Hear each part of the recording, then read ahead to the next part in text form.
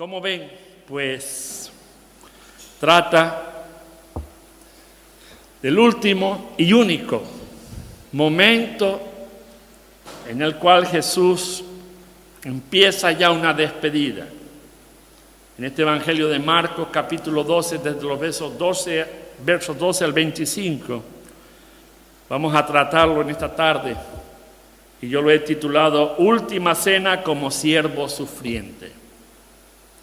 Es cierto que en toda la historia, desde que el mundo es mundo, y aunque no hubiese sido mundo, nada hubiese sido creado, es el único sacrificio verdadero, real, que se ha dado en la historia y que no se va a volver a repetir en la historia.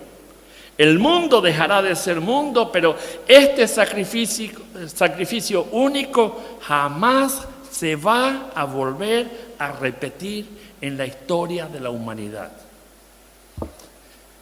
Iban a celebrar la Pascua, y para la Pascua ellos ofrecían un cordero, no podía tener ningún defecto. Y ese simbolismo se venía haciendo desde que fueron rescatados de Egipto. Y allí empezó a trazarse la vía con la cual ellos iban a recordar que fueron libertados. Y llegado el tiempo de Jesús, ellos seguían recordando. Y aún hoy en la actualidad, ellos siguen sacrificando un cordero. Pero fíjense, la historia que ya no se repite. Jesús es el cordero mismo, el siervo sufriente, el que se ofreció en un solo sacrificio de una vez y para siempre, para poder perdonar los pecados de cada ser humano. El tuyo, el mío y el de cada ser humano. No importa la latitud ni el lugar de la faz de la tierra donde el ser humano esté viviendo. Su misericordia alcanza todos los rincones de la tierra. Pues por tanto, vemos a un Cristo que vino sufriendo, ese Mesías que nos hablaba el profeta Isaías desde cientos de años atrás. Él hablaba ya de su concepto, de lo que él estaba entendiendo de la profecía acerca del Cordero de Dios, acerca del Mesías, acerca del Dios que se hizo hombre para salvar a la humanidad. Isaías 53, él empieza a relatar y él habla y dice, como cordero fue llevado al matadero. Y ante sus trasquiladores enmudeció y no abrió su boca, es decir, no presentó batalla. Él había entendido que ya era su tiempo y como Cordero de Dios, él tenía que ser sacrificado para evitarnos a nosotros el ser sacrificado. Él ocupó nuestro lugar. Toda la maldad que nosotros hemos cometido fue depositada sobre Él para que tú y yo fuésemos librados. Pero fuésemos librados con la condición de reconocerlo, de aceptarlo, de alabarlo, de glorificarlo. Si no es así, pues claro, ese Cristo para ti no tiene valor. Ese sacrificio para ti no tiene valor, pero sí tiene un valor general para la raza humana, menos para aquel que no quiera. Pues por tanto, vino sufriendo. En su niñez nació humilde, en un pesebre. Sus padres tuvieron que huir a Egipto por causa de Herodes. Ya desde su nacimiento todos fueron conflictos. Vivió sufriendo las persecuciones de los sacerdotes, de los fariseos, es decir, que lo iban escarneciendo en el paso del tiempo.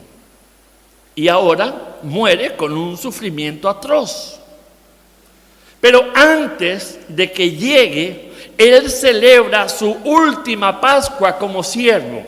Porque la siguiente boda o la siguiente mesa en la cual Él se siente a partir del pan y el vino va a ser como Dios.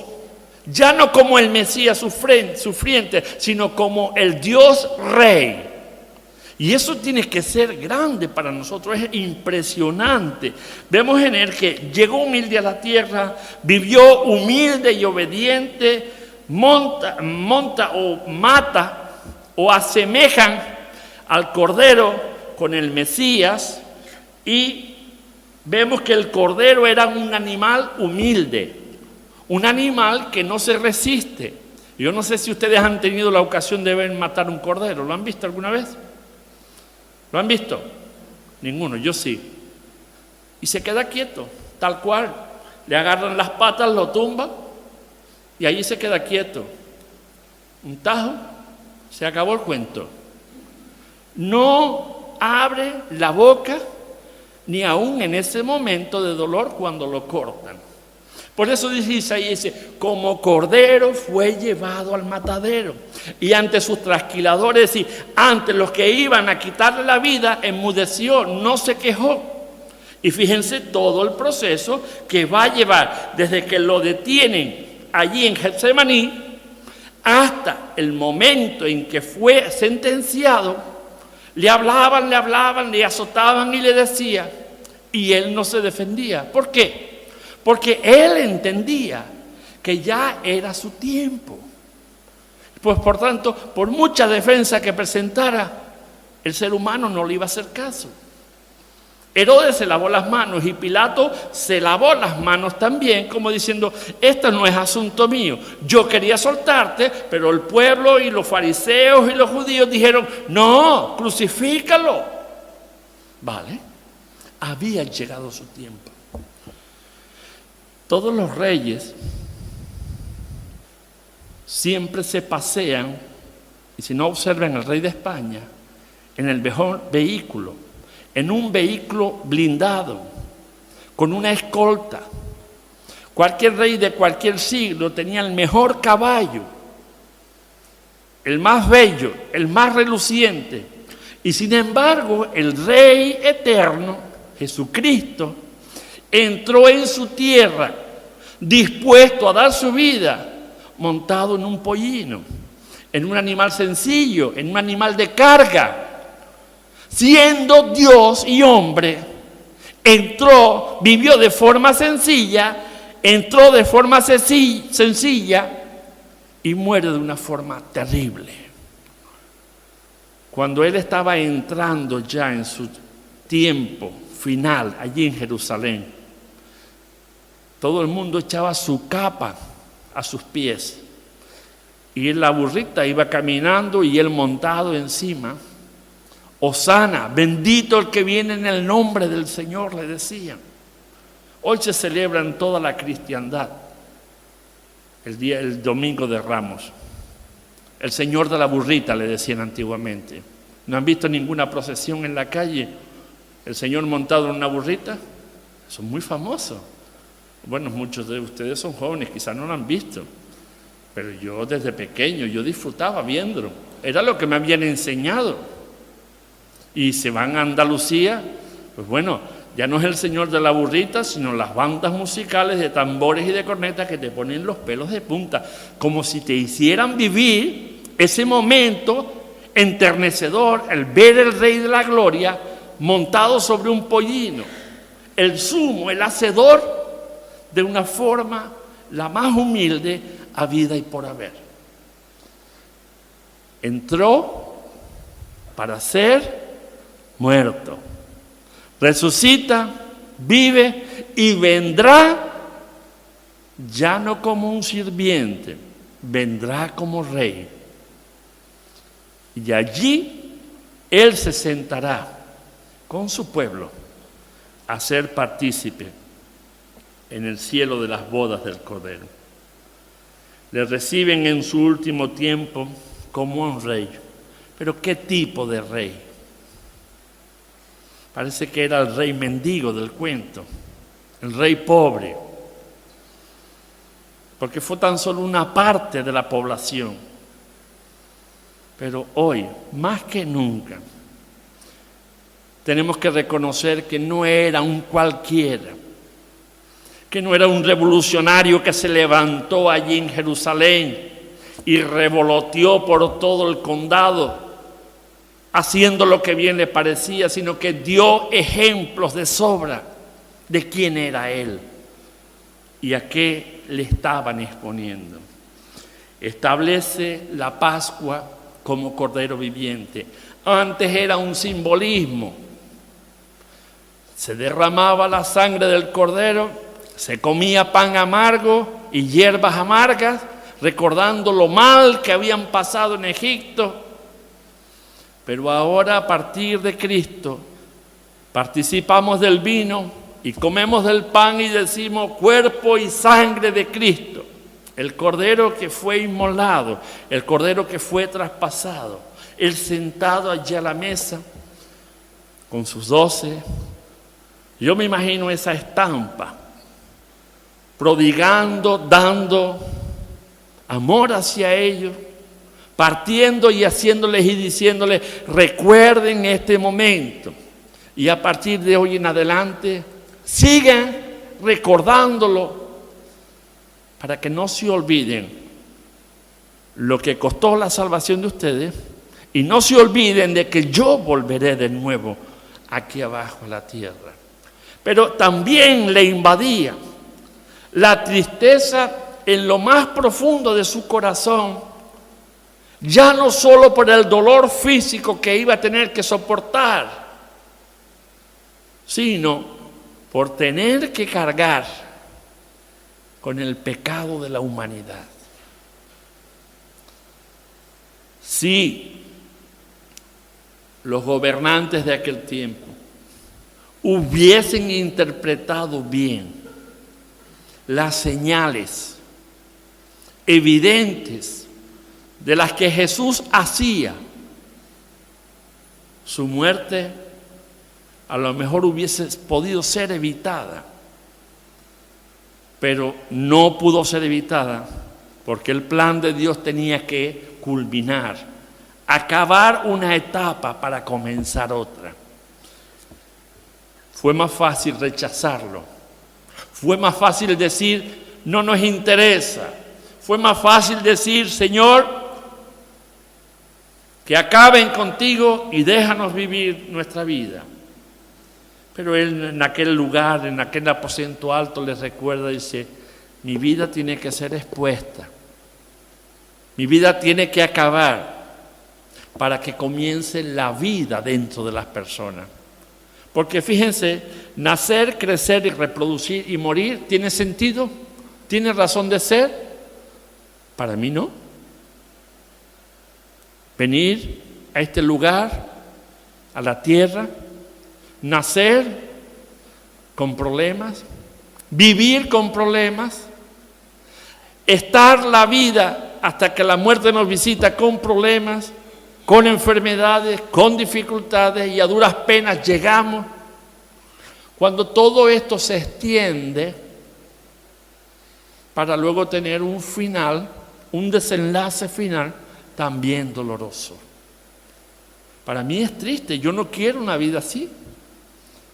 No la deseo para mí y espero que ninguno la desee para sí, vivir una vida de esta. Pero cuando Cristo se hace real en nuestras vidas, cuando Cristo se hace visible, palpable en nuestras vidas, vemos que entonces la vida sí merece la pena. Es decir, Él muere para que nosotros tengamos vida. Porque si Él no vive en nosotros, nuestra vida es nefasta, amarga, sin consuelo, siempre deprimido. Cuando no es Juana es la hermana, cuando no es un problema es el otro. Siempre tenemos algo y no tenemos con quién compartirlo. Pero Él está ahí, recordándonos, yo soy el que estuve muerto y ahora vivo. Yo he vencido la muerte, he triunfado, he muerto para que tú vivas. Eso es más o menos a grosso modo lo que les estaba diciendo a sus discípulos durante todo el tiempo. Dice, mi tiempo está llegando. Mi tiempo se está acabando. Estén preparados. Me voy. Dejo este mundo. Y ustedes tienen que proseguir la labor. Así que establece la Pascua como Cordero viviente. Él es el Cordero que va a ser muerto. Su sangre va a ser derramada y su cuerpo va a ser traspasado, azotado, escarnecido, escupido. Y no entro ya en ese proceso de la crucifixión, en explicarle todo lo que es el atravesar sus muñecas, los nervios que coge, el dolor impresionante que da, los espasmos musculares de la caja torácica, donde quiere respirar y no puede, donde al tirar para arriba ya no tiene fuerza. Me pasaría horas y horas hablándole científicamente los desgarros y el dolor profundo que produce una muerte como esta. No hay muerte, según los historiadores y los científicos, no hay muerte más dolorosa que la crucifixión. No hay ninguna comparación de todas las muertes, tipo de muertes que se han ideado, es de las más terribles y las más dolorosas. Bueno, por así decir, que los romanos no infringían ese tipo de muerte a ningún ciudadano romano, sino siempre a judíos, a sirios, a babilónicos, a los que fuera, menos a los romanos, porque sabían lo terrible que era. Una conversación en la intimidad. Solitos allí les estaba diciendo, me voy. Recuérdenme, ahora estoy con vosotros, pero me voy pronto. Cada vez que ustedes se reúnan a tomar del pan y del vino, me están recordando. Y están recordando lo que les enseñé. Y están recordando por qué vine. ¿Para qué vine? Sus últimas palabras que muchos escucharon antes de su muerte. De aquellos 12 que estaban allí aquella noche, tan solo uno le siguió de cerca. Uno estaba a los pies de la cruz. Uno entre los 12. Fueron las últimas palabras que escucharon antes de su muerte. Con uno cruzó la mirada, con Pedro, pero uno fue el que estuvo con él, muy cerca de él, en su momento crucial de su muerte. Juan. Cristo no es una figura, sino el verdadero Cordero. Aquí antes se degollaba un cordero, ahora no se degolla un cordero, ahora se mata al Cordero de Dios, Cristo Jesús. Un ambiente cargado de una emoción profunda, porque sabían lo que vendría después. Era un ambiente espeso, de mucha tristeza para el Señor. Encontramos momentos deleitosos y duros donde unos son instruidos y uno descubierto por la traición. Mientras los 11 estaban prestando atención, uno estaba allí como un zorrito callado, sabiendo los pasos que había dado para entregarlo. No aprendió nada en 3 años con él. No encontró nunca en la persona de Jesús maldad. Sin embargo, su corazón se hizo mezquino y lo ofreció por 30 monedas de plata, que después no las disfrutó, porque ni se las quisieron recibir. Las esparcieron o con ellas compraron un terreno donde él se quitó la vida, y ese terreno se llama Aceldama.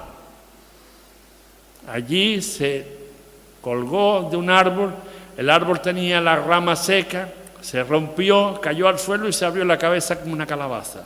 Se acabó Judas para toda una eternidad. Él no quiso aprender.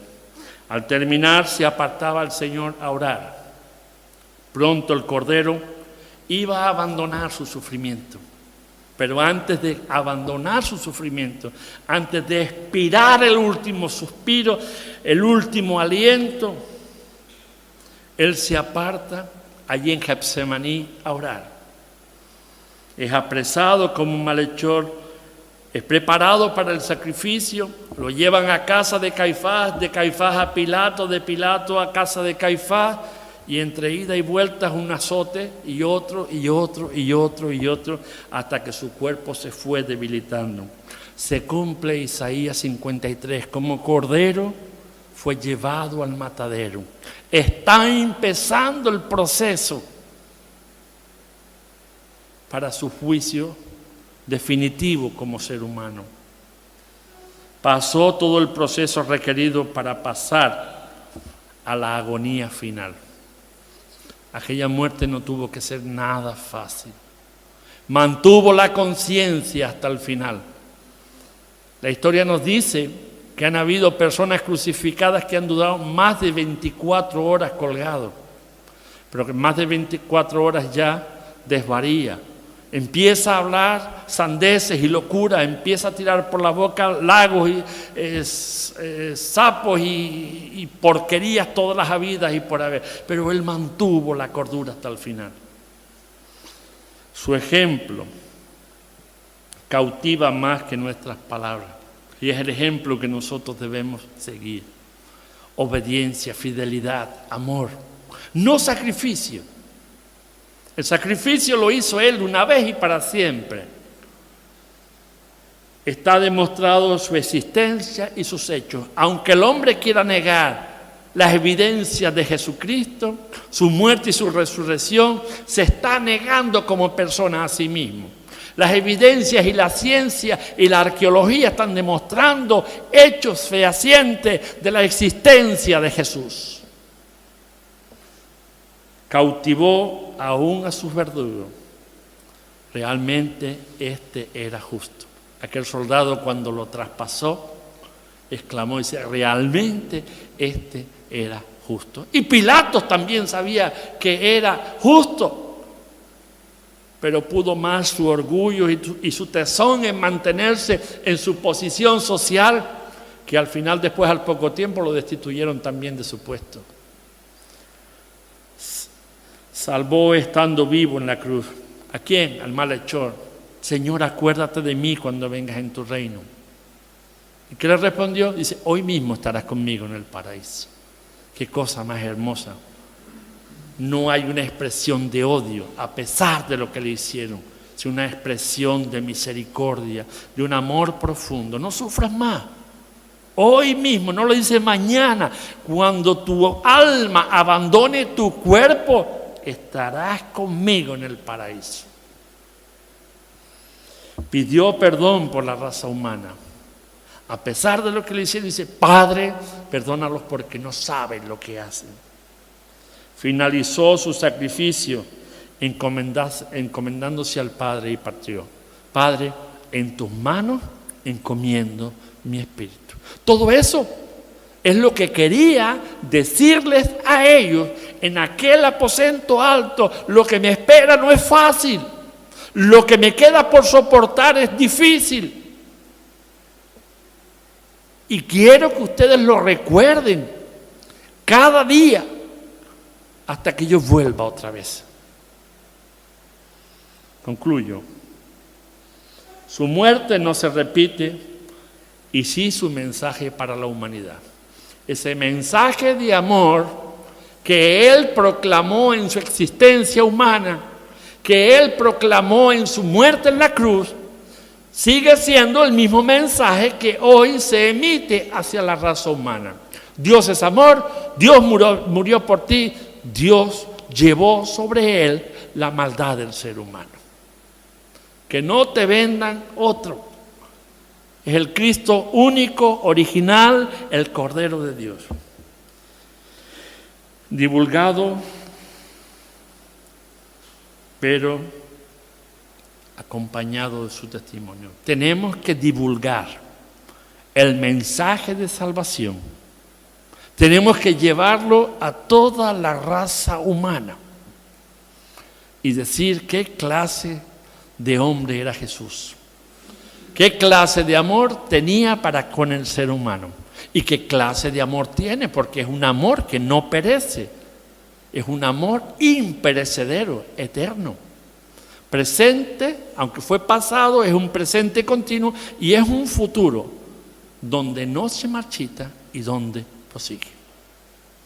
Yo espero que tú te tomes en serio a este Jesús, el cual nos enseña la Biblia.